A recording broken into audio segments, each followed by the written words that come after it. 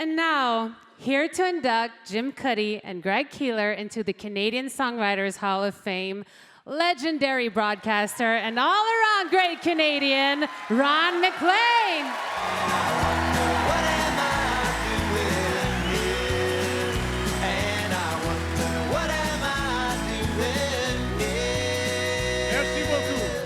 Merci beaucoup.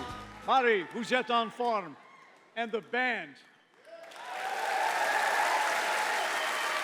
Davide Dorenzo on the drums there is going to be with Tom Cochran in Truro tomorrow night. Unbelievable. I thought you were Tom Wilson, as you know. Tom, I hope you're here tonight. I thought, my, these artists are versatile, and they are. All right, to you two specifically.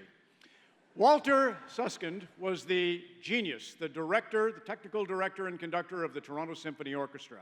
And they always performed here at Massey Hall up until 1982 when Roy Thompson came along.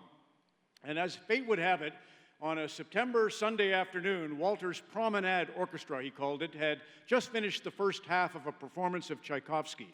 And he was livid as he left the stage. They were sloppy all over the place. So he's backstage fuming, and just before he comes out for the second half, the manager at Massey Hall said, "Walter, I hate to impose, but there's an enormous hockey game happening in Moscow tonight, and many of the patrons would love to know the score in the Summit Series."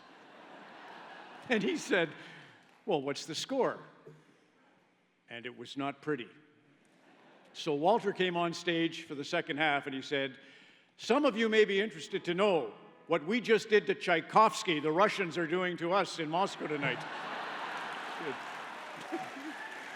Even Rena.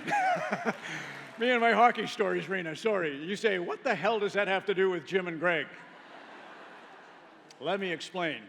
This is a lot of folks tell me their hockey stories, and I always try to feign interest, even if the stories are boring.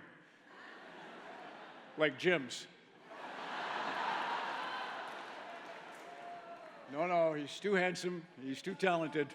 That's right, Greg. That's right. Yeah, you're coming here. So this is the story seldom heard. Back in 1972, we lose game one of that series against the Russians in Montreal 7-3, and we're in real trouble as the series shifts to Toronto here for game two. Harry Sinden was the coach and general manager. He went to two of his superstars, Bobby Orr and Frank Mahovlich, each of whom had a bad knee injury. He says, "Frank, Bobby, we're in real trouble here. Can you go on after practice this morning? Just give it a whirl, see if you could possibly skate tonight." So that's what happened. After the morning skate, Zamboni flooded, then on comes Bobby Orr, Frank Mahovlich. But they needed a goaltender to practice on. They couldn't keep Tony Esposito and Ken Dryden out on the ice, so they went to the iconic Marlboros, the junior team, and said, "Can you give us a goalie?"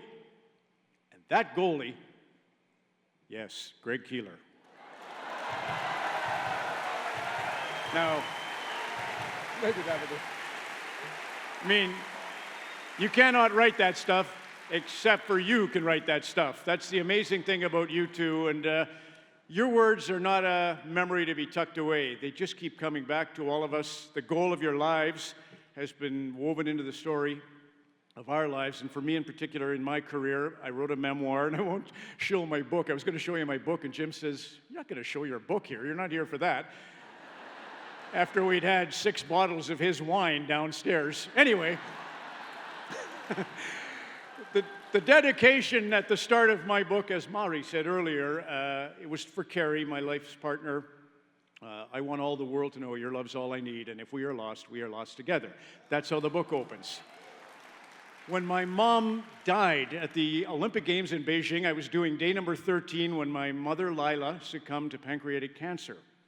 So I came home to Oakville, where I live, and I did come in to Toronto for the final show of the Games, and I relied on Jim Cuddy's Pull Me Through.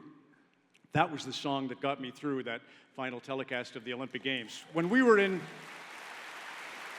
Whitehorse, and Jimmy, I don't know if Jimmy's here, Luke, Melissa, but Jimmy, your mom and dad are the Whitehorse I really love, but I also loved Whitehorse Yukon.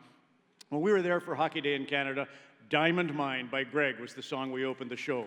When we did Boston and Toronto, the Stanley Cup Finals, the most important game, we played Skyscraper Soul by Jim Cuddy.